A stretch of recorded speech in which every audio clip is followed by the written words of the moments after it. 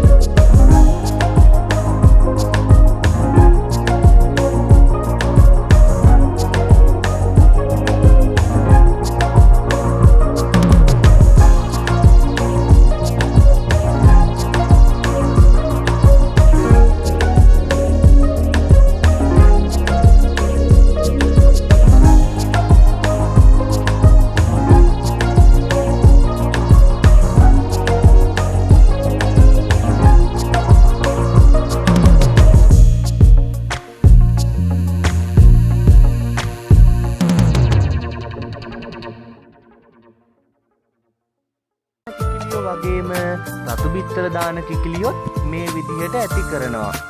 ඒ දෙගොල්ලන්ටම අර මං කලින් කියපු ආහාර, විටමින්, ಖನಿජ ලවණ, ඒ වගේම බෙහෙත් ආදිය ලබා දෙනවා. ඒ නිසා දෙන ආහාර හෝ අනෙකුත් යෙදවුම් නිසා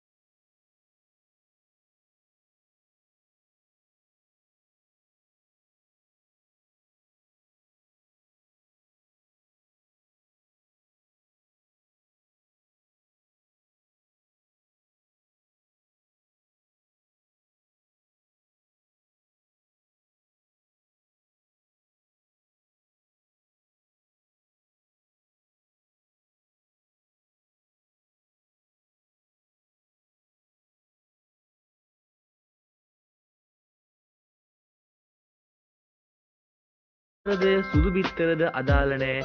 ඕනෙම ගම් බිත්තරයක් ගුණාත්මක බවින් ඉහළයි. ඒකනේ ගම් බිත්තරවල කහ මදේ ඊටමත් තද කහ පාටක් ගන්නෙ. අන්න ඒ හින්දා තමයි. ඉතින් ඔන්න ඕවා තමයි අද කතා කරේ. ඉතින් මං හිතනවා පැහැදිලි වුණා කියලා ඔයාලට මේ බිත්තර වල ගුණාත්මක භාවය පිළිබඳව කටුවේ පාට අනුව ගුණද කියලා බලන්න බෑ ඔන්න. හරි. එහෙනම් මේ වීඩියෝ එක ඔයාලට හොඳයි කියලා හිතෙනවා නම් ඔයාලා දැම්ම මගේ වීඩියෝ එක ෂෙයා කරන්න, ලයික් කරන්න, කමෙන්ට් කරන්න කියලා ඔයාලගෙන් ආදරෙන් ඉල්ලා සිටිනවා. ඒ වගේම channel එක subscribe කරලා නැත්නම් දැම්ම subscribe කරලා bell icon එක click කරන්න.